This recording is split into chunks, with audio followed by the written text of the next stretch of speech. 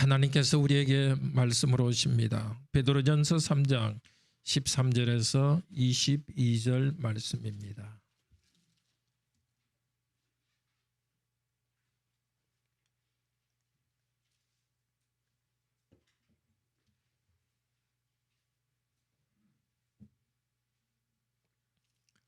하나님의 말씀을 들읍시다.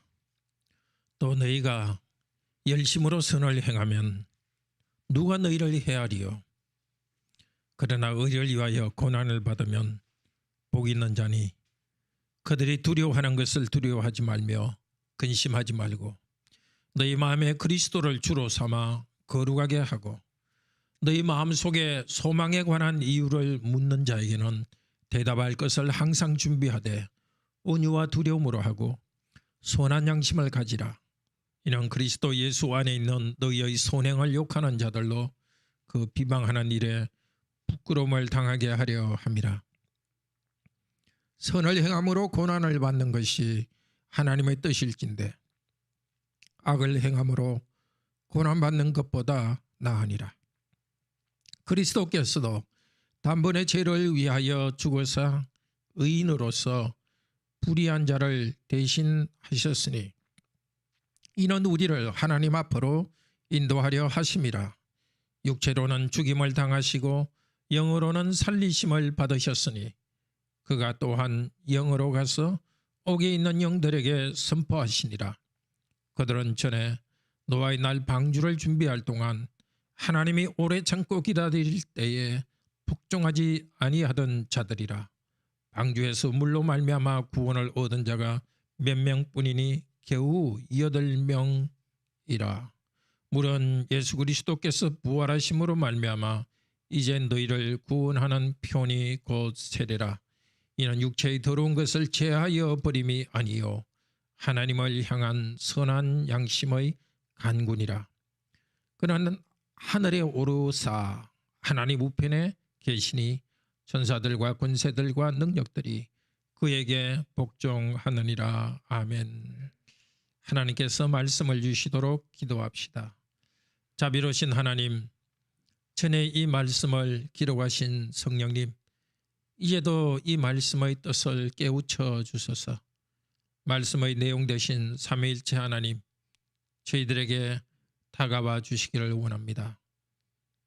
메마른 저희 마음을 생명의 물로 채워주소서. 방향을 잃은 저희들에게 어디로 걸어가야 될지 가르쳐 주소서.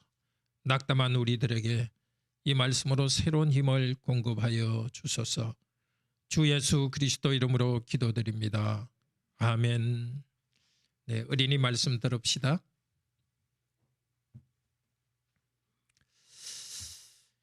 네, 오늘은 착한 일을 하는데 다른 사람이 비난하고 피해를 받는 적이 있다 그래요. 혹시 여러분도 그런 적이 있었어요? 잘못이 없는데 좀 나쁘게 말하고. 혹시 그런 적이 있었어요? 있었죠. 그러면 너무 괴로운데 오늘 말씀은 뭐라 그래요? 의롭게 살아가지고 고난을 받으면 뭐라고요? 복되다고 하십니다. 힘들게 하는 건 힘들지만 복돼요. 왜 복될까요? 참 이상한 말이에요. 우리에게 잘못이 없는데 힘든 일이 일어났다. 그런데 복돼요. 왜 그래요? 왜 그럴까요? 예수 그리스도 때문에 복됩니다. 예수님도 잘못이 없는데 고난을 받았습니다. 잘못이 없는데 힘든 일이 생기면서 그들은 일을 당하면서 우리도 예수님처럼 하나님께로 가고 하늘나라로 가기 때문입니다. 하늘나라로 데려가는 사람들에게는 그런 일이 생기게 해줘요. 그러니까 지금 이 일은 힘들지만 예수님처럼 예수님 손잡고 하늘로 간다는 것 때문에 기뻐할 수 있습니다. 왜 그런지 조금 더 자세히 말씀을 들읍시다. 앉으세요. 그렇습니다. 그럴 때가 있습니다. 선한 일을 했는데도 좋은 이야기 못 들을 때가 있습니다. 제대로 일했는데 보상을 받지 못할 때가 있습니다. 아니 오히려 비난받고 심지어 욕을 먹을 때도 있습니다. 정말 이렇게 착하게 사는 것이 가치가 있나? 대충 살아버릴까? 다른 사람이 직접 우리에게 피해는 주지 않더라도 삶 자체에 대해서 뭔가 내가 보상을 받을 때가 됐는데 뭔가 보상이 오지 않고 힘든 일만 계속될 수 있습니다. 그러니까 고난이 특별한 사람이 나에게 주는 고난, 오늘 여기서 말하는 고난입니다만은 어떤 사람이 특별한 고난을 주지 않더라도 인생에 어려움이 있습니다. 이 초대교회 성도들에게 그런 어려움들이 있었습니다. 예를 들면 그리스도인 노예들은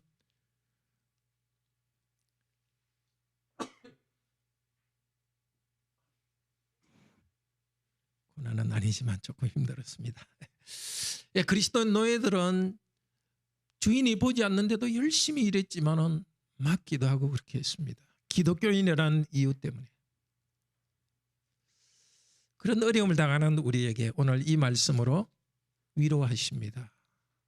계속해서 그리스도 안에서 그리스도를 믿음으로써 선한 양심을 가지고 말하고 선을 행해라고 위로하십니다. 첫 번째는 그리스도를 주님으로서 높이며 영광을 돌리고 선한 양심으로 말하고 행동하라.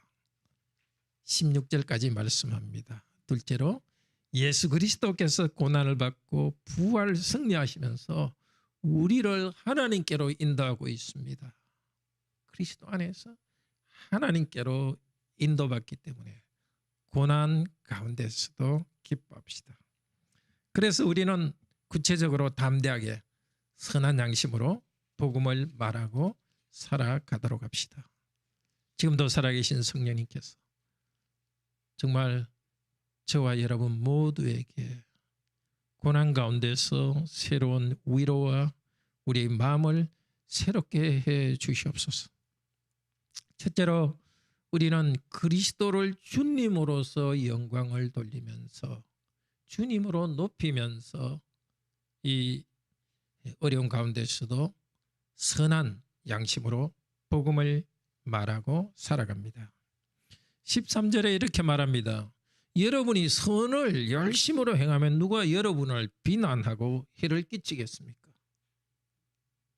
그런 일이 없는데 실제로 그런 일이 없어야 되는데 실제 그런 일이 있습니다. 그러나 의를 위하여 고난을 받는 일이 있습니다. 그것은 참으로 복됩니다.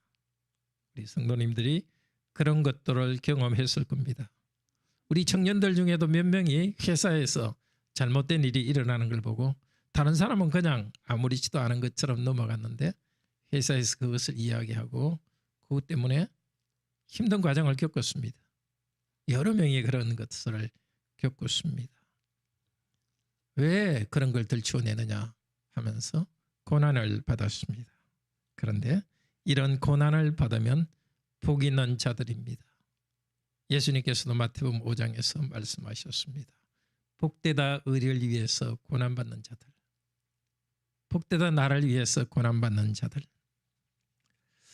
그들이 두려워하는 것을 두려워하지 맙시다. 믿지 않는 사람들은 뭔가 사람들끼리 그룹이 되고 그 그룹에 내가 속해 있다는 것 때문에 안정감을 누립니다. 그래서 사람들이 그 그룹으로부터 벗어나면은 불안함을 느낍니다. 그러나 우리는 그들이 두려워하는 것을 두려워하지 맙시다. 다르게 살아가기 때문에 사람들로부터 인정을 받지 못하고 욕을 먹더라도 두려워하지 맙시다. 누가복음 12장 4절 5절에서는 말합니다. 몸을 죽일 수 있지만 그 뒤에는 우리에게 아무것도 하지 못하는 사람 두려워하지 마라. 오히려 우리의 몸도 죽이고 그 뒤에 지옥에 보내는 분을 두려워하라. 우리가 두려워할 분은 하나님이십니다. 사람들로부터 비난을 받거나 따돌림 받는 것을 두려워할 것이 아닙니다. 또 이어서 근심하지 말라고 합니다. 근심하지 말라는 것은 마음이 불안하고 이렇게 안정감을 갖지 못하는 것을 말합니다. 예수님께서 십자가에 죽으시기 하루 전날 제자들이 마음이 그랬습니다. 그래서 요한복음 14장에서 말씀하십니다. 너희는 마음에 근심하지 말라. 하나님을 믿으니 나를 믿으라. 사람들의 인정과 사람들이 주는 안정감을 기대하지 말고 하나님 믿고 나를 믿으라고 하십니다. 약속하셨습니다. 그리고 내 아버지 집에는 있을 곳이 많다. 내가 다시 갔다가 너희들을 다 천국으로 드리겠다고 약속하셨습니다. 사람을 두려워하지 말고 환경을 두려워하지 마십시오. 흔들리지 마십시오. 나를 믿으라고, 하나님을 믿으니 나를 믿으라고 예수님께서 말씀하십니다. 우리 마음의 염려를 맡기고 하나님을 다시 믿도록 합시다. 15절부터 말합니다. 너희 마음에 그리스도를 주로 삼아 거룩하게 하고, 좀 더 적극적으로 나가라고 합니다. 사람들에게 비난을 받아도 두려워하지 않고 마음 흔들리지 말고 인내하고 나갑니다. 더 나아가서 우리 마음에 그리스도를 주님으로 삼아서 거룩하게 하고, 이거는 주기도문에 나오는 말입니다. 하늘에 계신 우리 아버지 이름이 거룩히 여김을 받으시오며, 우리가 예수 그리스도를 거룩하게 만들 수 있는 능력은 없습니다. 우리가 예수님을 주님으로 여호와로 만들 수 있는 능력이 없습니다. 예수 그리스도는 이미 주님이요 온 땅을 다스리는 높이에 계신 하나님이십니다. 우리는 예수님을 그런 분으로 인정하고 주님으로 높이고 주님을 복종해야 합니다. 거기에 그럴 때에 우리가 마음이 흔들리지 않고 안정감이 있습니다. 사람들과의 관계에서 안정감을 줄 때는 두려워합니다. 그러나 우리 예수 그리스도를 주님으로 높일 때 주님 안에서 우리에게 참된 안정감이 있습니다. 주님으로 높이고 영광스럽게 할 때에 우리는 더 적극적으로 나갈 수 있습니다. 너희 속에 있는 소망에 관한 이유를 묻는 자에게 항상 대답할 것을 준비하고, 이 소망은 믿음과 연결되어 있습니다. 베드로서에서는 믿음에 대한 다른 또 표현이기도 합니다. 왜 너희는 그런 신을 믿고 있느냐? 왜 너희들은 미래에 대해서 그런 생각을 하고 있느냐? 좋은 생각으로 묻는 사람도 있습니다. 그렇지만은 이 베드로전서를 쓸 때 이 편지를 받은 성도들은 아주 나쁜 생각으로 비난하는 사람들로부터 이 말을 들었습니다. 도대체 너희는 뭐길래, 뭘 믿고서 너희는 그렇게 행하느냐? 우리 같이 이렇게 좀 우상 숭배하는데도 같이 오고 같이 어울려야지, 그래야 사회 속에서 잘 살지. 왜 그렇게 따로 그렇게 사느냐? 뭘 믿고 그렇게 하느냐? 대충 살면 되지 왜 그렇게 뭐가 문제가 있다고 해서 그걸 드러내고 그걸 바꾸려고 자꾸 하느냐? 도전하는 사람들이 있습니다. 그 사람들에게 변화할 것을 준비하라고 합니다. 또 어떤 사람들은 좋은 생각으로도 묻습니다. 너무 힘든 상황인데 어떻게 희망을 가지고 그렇게 낙관적으로 살아갈 수 있습니까? 우리 같으면 절망해 버릴 텐데.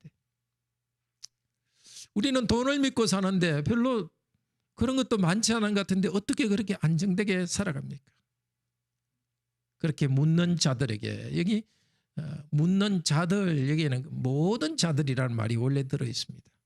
누구에게든지 항상 어느 상황이든지, 그러니까 특별할 때 어떤 재판장에 끌려가서 신문을 받을 때 그때가 아니라, 아니면 특별히 요즘으로 치면 가두전도할 때 그런 때가 아니라 항상 어떤 상황이든지 누구에게든지 우리에 대한 믿음에 대해서 물을 때, 아니면 우리가 믿는 신앙에 대해서 비판할 때 거기에 대해서 대답할 말을 준비해 주라고 합니다. 어떻게 준비합니까? 성령님께서 이미 준비해 주셨습니다. 아까 읽었던 누가복음 12장에 하나님을 두려워하라 이렇게 했는데 그 뒤에 누가복음 12장 11절에서는 말씀합니다. 너희가 무슨 말을 할지를 성령님이 너희에게 가르쳐 주시리라. 특별히 핍박받고 우리를 아주 억누르는 사람 가운데 무슨 말을 해야 될지를 성령님께서 우리에게 가르쳐 주십니다. 근데 성령께서 가르쳐 주실 때는 말씀을 사용합니다. 그래서 우리는 말씀을 가지고 있어야 됩니다. 말씀은 사도신경에 잘 요약되어 있습니다. 하나님 아버지께서 온 세상을 창조하시고 지금도 다스리십니다. 나를 보호하고 계십니다. 그 아들 예수 그리스도께서 나의 죄를 용서하기 위해서 사람이 되셨고 하나님 저주받으시고 부활하셨고 다시 하늘에서 다스리고 온 세상 심판하고 다스리기 위해서 오십니다. 그동안에 성령께서 우리 안에 일하셔서 예수 그리스도를 믿게 하시고 교회를 만드시고 죄를 용서받고 몸이 살고 우리가 영원히 살 것을 가르치고 이것을 믿습니다. 이 내용을 우리가 마음에 간직하고 있을 때 성령께서 그것을 사용하십니다. 특별히 너희 속에 있는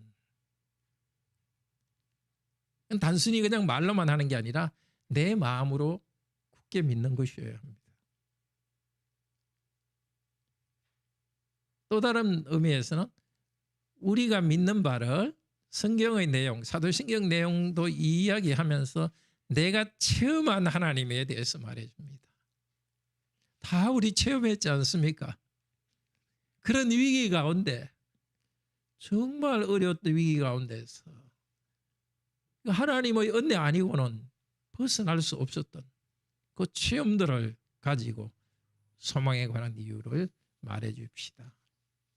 또 내가 그 죄에 대한 짓눌림, 그 짓눌림이 컸는데 말할 수 없는 짓눌림이 있었는데 죄를 용서하시고 크게 해방해 주신 이 그리스도의 보혈 공로, 어려운 상황이지만 성령님께서 우리에게 기쁨을 주신 그 내용들을 간증하도록 합시다. 선한 양심을 가지고 있으라고 말합니다.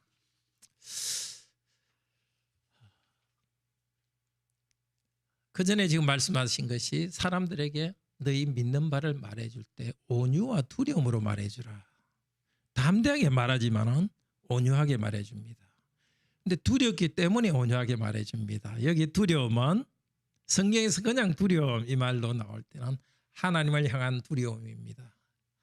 또 하나님이 무수하는 두려움이 아니라 너무 높고 좋은 분이시기 때문에 하나님을 경외하고 높이면서 두려워하는 것입니다. 아마 여러분이 아주 높은 분한테 가면은 왠지 이렇게 뭐 카리스마가 있는 분한테 가면 조금 이렇게 두렵다 할 거 그런 사람에게 대해서 느끼지 않습니까?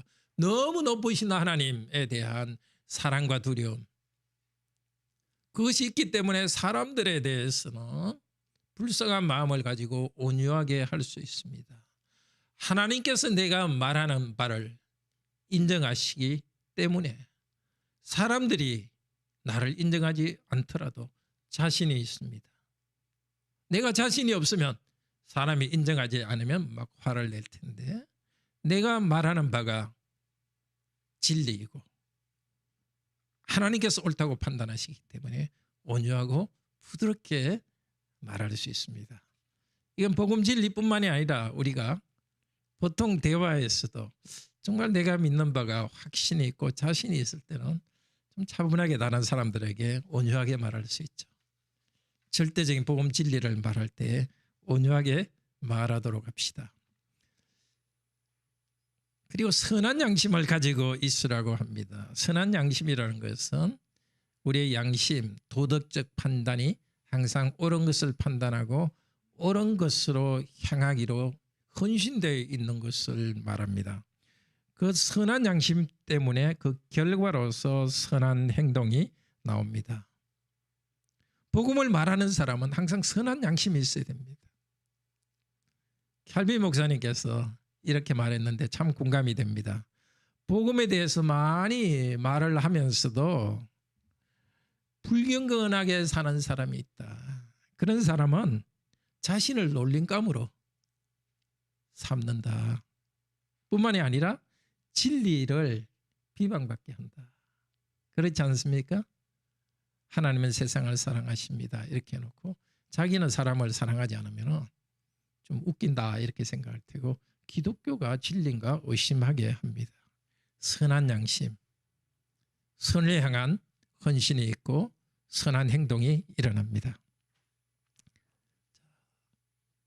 그런데 선한 양심이 일으키는 것은 그리스도 안에서의 선행이라고 합니다. 우리 양심은 하나님과 관계 있고 그리스도와 연합되어 있습니다. 그래서 그리스도와 연합되어 있기 때문에 우리 주 예수 그리스도로부터 힘을 얻어서 선행을 행합니다. 다른 사람을 사랑합니다. 특별히 우리를 비난하고 굉장히 적대적인 환경 속에서도 마찬가지입니다. 사람들 관계 속에서 생각하면 위축됩니다. 그러나 그리스도의 관계 속에서 선한 양심을 가지고 있는 사람은 그리스도 때문에 선언할 수 있는 새로운 동기가 계속 나옵니다. 믿으시기를 바랍니다. 예수 그리스도를 의지함으로써 그리스도께서 주시는 힘이 거기 나오고 새로운 동기가 나옵니다. 그런데 문제는 그리스도 예수 안에 있는 너희의 선행을 욕하고 비방하는 사람이 있다고 말합니다. 아주 나쁜 사람이죠. 믿지 않는 사람이 했으면 참 착하다 할 텐데 그리스도인이 한 것에 대해서는 막 비난을 합니다. 우리 사회에서도 그런 걸 보죠. 그리스도인이 복음을 전하면서도 행동이 제대로 되지 않아서 정말 비난받는 일도 있고, 또 어떤 그리스도인 아닌 사람들은 우리 믿지 않는 사람이 한 건 참 잘했다고 하면서 그리스도인이 한 것은 그냥 오히려 비난하는 그런 경우들이 있습니다. 어떻게 해야 되겠습니까? 그만둬 버릴까? 인간적으로 그 생각이 일어납니다. 그때 이 말씀으로 다시 위로해 주십니다. 사람을 보지 마라. 사람을 두려워하지 마라. 그리스도를 주로 삼아 그리스도를 주님으로 높여라. 그리고 그리스도의 관계 속에서 그리스도를 믿음으로써 세임을 얻고 그리스도의 관계 때문에 새롭게 동기가 새로운 의지를 일으키라. 믿을 때 그런 결과가 나옵니다. 그래서 지속적으로 믿음 가운데 선행을 행합니다. 그럴 때 불신자들은 어떻게 됩니까? 우리를 비난하는 사람들은 부끄러워 입을 막을 것입니다. 자기들이 비난하는데도 계속적으로 성도들이 선을 행하고 실제로 성도들의 개인적 삶이나 가정이나 직장 생활에서 너무 고결하게 선한 행동을 하는 걸 볼 때 자기들이 비난한 것이 잘못이라는 걸 알게 됩니다. 또 하나 성도들의 선한 행동을 비난하는 자들은 예수 그리스도께서 재림하셔서 심판하시는 그날 부끄러움을 당할 것입니다. 그냥 부끄럽다 이 정도가 아니라 그들의 악에 대해서 심판하실 때 참으로 고통스러운 부끄러움을 당할 것입니다. 그래서 17절 다시 반복합니다.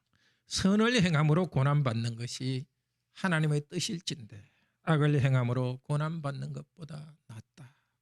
앞쪽에 14절에 하신 말씀을 반복합니다. 의를 위하여 고난받으면 복이 있다. 하나님 뜻, 하나님이 기뻐하시는 뜻 중에 하나는 선을 행함으로써 고난받는 것입니다. 하나님께서 그렇게 하시기를 원하십니다. 기뻐하십니다. 이것 때문에 우리는 위로가 있습니다.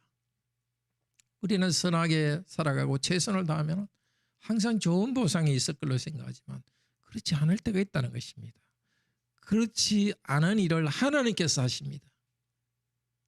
그게 위로가 있습니다. 하나님께서 내가 기대하지 않는 어려운 일을 행하시지만 하나님께서 섭리 가운데 좋은 것으로 인도해 주시는 것을 압니다. 이 어려운 일을 당할 때 우리는 감정적으로 힘듭니다. 행복감은 느끼지 않습니다. 그렇지만 하나님께서 나는 잘 모르지만 하나님께서 당신의 기쁘신 뜻 가운데서 이 일을 하시기 때문에 하나님께서 아시기 때문에 하나님의 전체 뜻을 생각하면서 생각 가운데 또 하나님과의 관계 가운데서 기쁨이 있습니다. 사실 그렇게 하기 위해서는 기도를 많이 해야 됩니다. 그냥 환경만 쭉 생각하면 1차적인 반응만 나옵니다. 불행하면 슬퍼지고, 그러나 이 어려운 환경에 있을 때 기도하고 하나님을 의지할 때 우리 하나님께서 이 모든 일을 주관하신다는 믿음을 새롭게 해주시고 그 믿음 가운데 새로운 기쁨을 주십니다. 복되다고 고백할 수가 있습니다. 고난 가운데 있는 우리들에게 위로가 되는 것, 우리가 선한 양심을 마음에 가지고 선한 말을 하고 복음을 전가하고 선하게 살아갈 수 있는 것, 가장 중요한 이유는 바로 예수 그리스도 때문입니다. 17절부터는 예수 그리스도께서 우리를 구원하기 위해서 어떤 일을 하셨는지를 말하고 있습니다. 그리스도께서는 고난을 먼저 받으시고 그리고 부활 성천하여서 우리를 하나님께로 인도하고 있습니다. 고난받으신 그리스도의 고난에 참여하면서 우리도 하늘의 영광으로 들어가고 있습니다. 18절에서 말합니다. 그리스도께서는 육체로는 죽임을 당하시고 영으로는 살리심을 받으시면서 의인으로 불의한 자를 대신하셨다고 합니다. 그리스도께서 죽임을 당했다, 고난받으신 것입니다. 하나님께서, 그 거룩하신 하나님께서, 아무 죄도 없고 순결하신 하나님께서 고난받으셨습니다. 그 자체가 우리에게 큰 위로가 됩니다. 불의한 자를 대신하였다. 그리고 그리스도께서 의인으로서 불의한 자를 대신하셨다고 하는데, 또 단번에 죄를 위하여 죽으셨다 하는데, 죄를 위하여 이것은 속죄 제물이라는 뜻입니다. 그냥 죄를 위하여 아니라 속죄 제물로 죽으셨다. 죄 없는 분이 속죄 제물로 죽으셨습니다. 고난 당하셨습니다. 이 사실을 깊이 생각해 보십시오. 그러니까 하나님께서 그런 고난을 당하셨는데 우리에게도 고난이 일어나는 것에 대해서 우리는 좀 여유 있게 생각합시다. 이 우주 안에서 신께서 그렇게 고난받으시는데 인간인 내가 고난받는 거 조금 여유 있게 받아들이는 은혜가 있습니다. 속죄제물 되시면서 불의한 자 누구입니까? 저입니다. 불의한 자 여러분 한 분 한 분입니다. 불의한 여러분이 받아야 될 그 심판을 예수님께서 속죄제물로 대신 받으셨습니다. 이 은혜가 얼마나 큽니까? 고난은 우리 죄를 용서하시는 그 큰 은혜입니다. 그리고 우리를 하나님 앞으로 인도하려 하심이라. 이 앞으로 인도한다는 것은 구약에서 재물을 하나님께 가져가는 것, 어떤 임명받을 거룩한 일로 임명받을 사람을 하나님께로 데려가는 것입니다. 속죄제물 되신 것은 이제 우리를 하나님께로 데려가기 위해서입니다. 아니 데려가셨다가 아니라 여기서는 현재형입니다. 계속해서 데려가고 인도하고 있습니다. 우리가 하나님 앞에 거룩한 산제물이 되도록 인도하고 있습니다. 그래서 우리는 우리의 죄를 알지만은 담대함으로 하나님께 나아갈 수 있습니다. 죄인임에도 불구하고 예수 그리스도께서 인도하기 때문에 하나님께 담대함으로 나아가서 아버지라고 부르면서 아버지의 사랑을 받을 수 있게 되었습니다. 이를 위해서 예수께서는 육체로는 죽임을 당하시고 영으로는 살리심을 받았다. 이 육체라는 것은 보통 우리 성경에서는 육신으로 번역된 말입니다. 보통 성경에서 육체라 번역된 것은 사람의 이 몸을 말합니다. 여기 육신이라는 것은 죄악된 본성을 말합니다. 우리가 거듭나기 전의 죄악된 본성입니다. 그것과 반대되는 것이 영인데 그거는 영혼, 사람의 정신기능이라는 뜻이 아니라 하나님과 연합되어서 새롭게 된 존재를 말합니다. 우리 주 예수 그리스도께서는 십자가에서 죽으실 때 사람의 죄악된 본성을 짊어지고 죽으셨습니다. 육신이 죽었다 하지만 육체만 죽은 것이 아니라 정신과 영혼까지도 우리 하나님께 저주를 받아서 십자가에 죽으셨습니다. 그리고 다시 살아나실 때 하나님께서 다시 살려주셨습니다. 어떻게? 영혼만 살린 것이 아니라 육체도 살리셨습니다. 어떻게? 하나님과 관계에서 거룩한 삶을 살아가는 새로운 존재로 살려주셨습니다. 우리를 대표해서 그렇게 했다는 것입니다. 전에는 죄의 짐을 지셨는데 부활하시면서 이제는 모든 죄의 짐을 다 벗어버리는 상태에서 우리가 하나님과의 관계에서 살아가는 새로운 인간으로서 새로운 존재로서 그렇게 부활하게 하셨습니다. 저와 여러분이 가진 복입니다. 그리스도 안에서 우리의 죄악된 본성은 이미 죽었습니다. 그리스도께서는 우리의 죄를 용서하실 뿐만이 아니라 그리스도를 믿을 때 옛날 죄악된 본성은 계속 성령님 안에서 죽게 만드십니다. 그리고 그리스도 안에서 예수 그리스도를 믿을 때 성령께서 우리 안에서 새로운 본성, 영으로 부활했다고 하는데 예수 그리스도 안에서 부활 생명에 참여하도록 하십니다. 이 일을 위해서 그리스도는 고난받으셨습니다. 이렇게 고난이 같이 있는 것이었습니다. 그리스도의 고난이 같이 있고 우리도 고난받는 우리도 그리스도 안에서 부활 생명에 참여합니다. 그런데 조금 어려운 말을 합니다. 19절 20절에서는 그분께서 영으로 가서 옥에 있는 영들에게 선포하셨다. 거룩하게 되신 예수 그리스도께서 죽었다가 부활하신 예수 그리스도께서는 가셨습니다. 어디로 가셨냐? 저 뒤쪽에 보면은 22절에 보면은 하늘로 가십니다. 예수님의 성천이십니다. 예수님께서 하늘로 성천하시면서 중간에 지옥에 있는 영들에게 갔습니다. 감옥에 있는 영들에게 갔습니다. 이 영들이라는 것은 사람의 영이 아니라 악한 영들입니다. 하나님께서 악한 영들은 이 어느 시대에나 활동하게 어느 정도는 허락하십니다. 그래서 사람들을 유혹하고 악에 빠뜨립니다. 그렇지만 하나님께서는 악한 영들이 마음대로 움직이지 못하도록 가두어둔 상태입니다.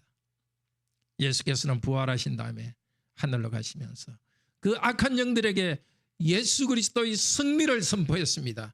죄에 대한 승리, 사단을 정복했다는 것을 선언하며 가셨습니다. 그리스도의 승천은 선포가 있었습니다. 지금도 예수 그리스도 안에서 구원받은 우리들은 우리를 반대하는 세상 가운데서 복음 내용을 선포합니다. 그리스도께서 하늘로 가시면서 선포했듯이 그리스도의 손을 잡고 하늘로 인도받는 우리들도 이 땅에서 복음을 선포합니다. 그런데 그 영들은 특별히 20절부터는 말합니다. 방주에서 물로 말미암아 구원받은 자가 몇 명뿐이었다.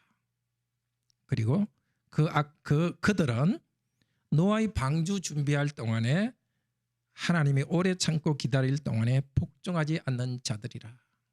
그 악한 영들은 어느 시대나 있었지만 특별히 여기는 노아 시대에 있었던 악한 영들을 말합니다.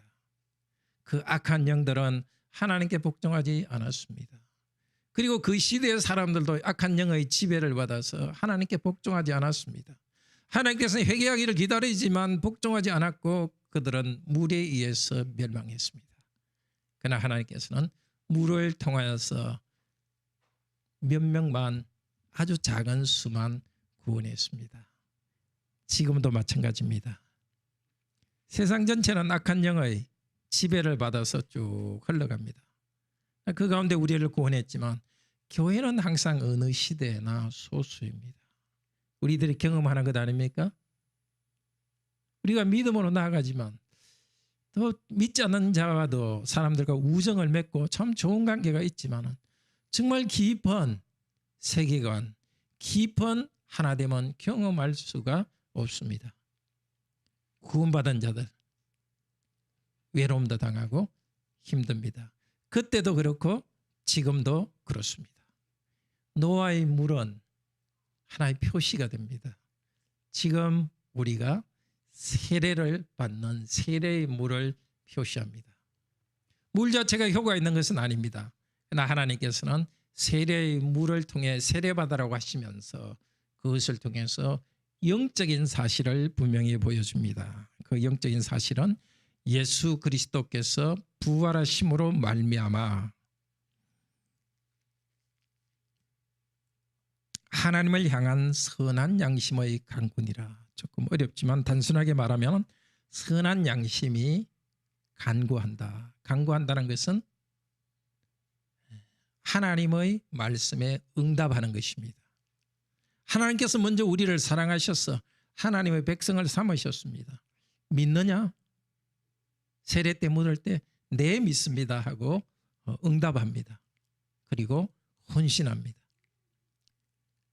예수 그리스도의 은혜로 재용서받은 성도들은 그들의 양심으로 이제 하나님의 백성으로 헌신하며 살아가고 우리의 양심은 계속 하나님께로 향합니다. 예수 그리스도께서 부활 성천하셔서 하늘로 가셨듯이 우리의 영혼은 우리의 양심은 하나님을 향합니다. 하늘로 향합니다. 위에 있는 거룩한 것으로 하나님이 원하시는 거룩한 삶으로 향합니다. 근데 하나님으로 향하는 것은 예수 그리스도의 부활로 말미암아 그렇게 되었습니다. 예수 그리스도의 부활을 통하여서 하나님께로 향합니다. 근데 원래 이 성경 그 문장에는 방주에 대해서도 그렇게 말합니다. 노아 때 물을 통하여 방주로 향했다 이렇게 합니다. 방주에서 물을 통하여 하는데 원래는 방주를 향하였습니다. 그러니까 노아 홍수 때 물을 통하여서 방주로 구원받았다. 마찬가지로 지금 우리는 예수 그리스도의 부활을 통하여서 방주이신 하나님께로 향해 나아갑니다. 이렇게 나아갑니다. 우리 예수님께서 죽음으로 내려가셨다 부활하여서 하늘로 가시면서 우리를 인도하시고 계십니다. 우리를 인도하고 계신 것은 구체적으로는 우리의 양심과 영혼이 죄를 싫어하고 하나님을 향하여 우리가 계속 나아가도록 합니다. 무엇을 통하여? 예수 그리스도의 부활의 능력을 통하여 예수 그리스도의 부활 안에서 이 일이 일어납니다. 양심적으로 바로 살자 하는 것보다 그 전에 예수님 안에서 우리의 양심이 이미 변화되었습니다. 우리가 할 일은 주님, 예수님 믿습니다 하면서 우리 양심을 맡겨드리는 것입니다.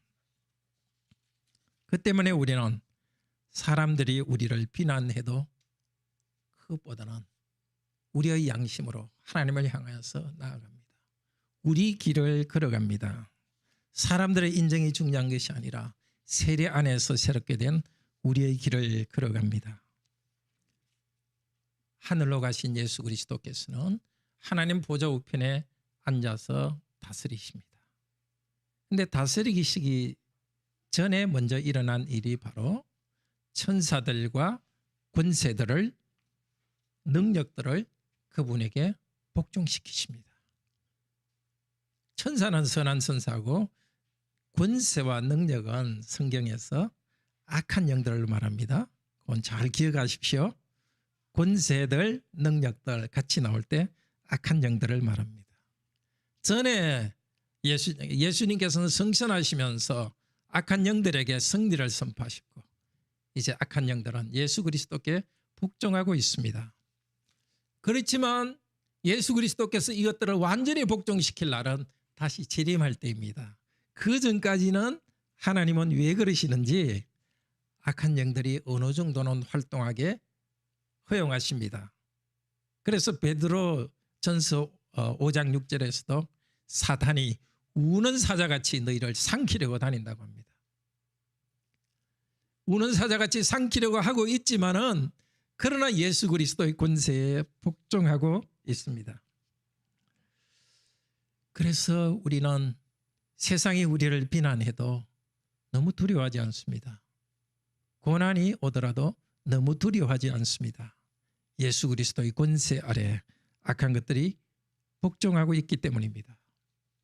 자, 그러면 우리는 어떻게 살아야 되겠습니까? 어떻게 담대하게 우리 양심으로 복음을 말하고 살아가야 되겠습니까?